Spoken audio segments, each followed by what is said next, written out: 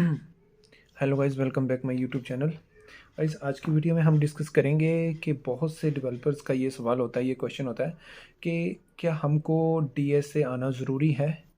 तो क्या हम डीएसए को करके मतलब कंपलसरी है और इसके बिना क्या हमको जॉब मिल सकती है या नहीं मिल सकती। तो ये डाउट मैं आपको आज की वीडियो में क्लियर कर देता हूँ। देखो, अगर आपने बड़ी कंपनीज़ में जाना है, जैसे फेसबुक हो गया, यूट्यूब हो गया, अमेज़न हो गया, माइक्रोसॉफ्ट हो गया, और या फेसबुक, ठीक है, ये जो भी बड़ी कंपनी, जो बड़ी कंपनीज़ हैं, तो इसमें आपको जाने के लिए डीएसए कंपलसरी है। डीएसए क्यों पूछा जाता है, इसका रीज़न भी मैं आपको बता देता हूँ। क्योंकि उनके पास गाइज़ एक बहुत लार्ज अमाउंट में डाटा उनके पास होता है, तो उसको चेक करने के लिए वो डीएसए ही ज़्यादा मांगते हैं। तो डीएसए एक डाटा स्ट्रक्चर एल्गोरिथम है। इससे आपकी कोडिंग के स्किल्स का भी पता लगाया जा सकता है कि अगर आपने कोडिंग करनी है, लॉजिक कैसे लगाना है, कैसे आपको बाइनरी के बारे में पता होना चाहिए, एरे के बारे में पता होना चाहिए, है ना। ये सारी की सारी जो लॉजिक्स हैं वो डीएसए के अंदर ही होती हैं।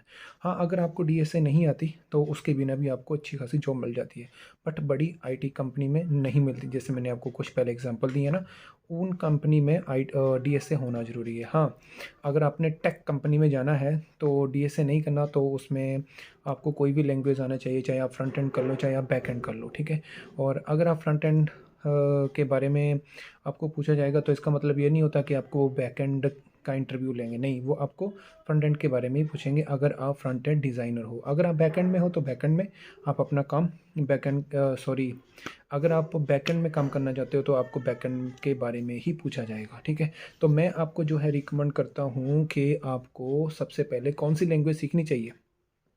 तो मैं आपको रिकमेंड करूँगा कि आपको जावास्क्रिप्ट कर लें आप, और जावास्क्रिप्ट के साथ साथ आप सी कर लें, क्योंकि इसका रीज़न ये है कि सी में आपको लॉजिक्स वगैरह और कंडीशंस वगैरह आपको जो है पढ़ना आसान हो जाएगी। अगर आप डायरेक्टली कोई प्रोफेशनल लैंग्वेज में या कोई ऐसी लैंग्वेज में जाओगे, जैसे पाइथन हो गया और पीएचपी हो गया, और या कोई भी ऐसी लैंग्वेज लगा ले, है ना, तो उसमें आप जल्दी मूव ऑन नहीं कर पाओगे। तो जब तक आपका जो है बेसिक ही नहीं क्लियर हो पाएगा तो आप जो है वो दूसरी लैंग्वेज में आपको जाना बहुत ज़्यादा मुश्किल हो जाएगा।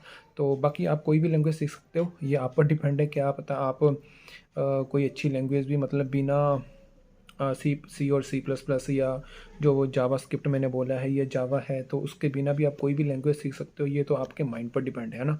तो ये आपका ओपिनियन है, बट मैंने आपका ओपिनियन आपके सामने रख दिया। तो गाइज़, ये था आज की वीडियो में कि अगर आपने बड़ी कंपनीज़ में जाना है तो डीएसए क्यों ज़रूरी है, ठीक है। तो अगर नहीं आपने कोई बड़ी कंपनी में जाना तो उसके डीएसए के बिना भी आप जॉब कर सकते हो। तो थैंक यू गाइज़, मिलते हैं फिर अगली वीडियो में, यानी कि नेक्स्ट वीडियो में। Bye bye.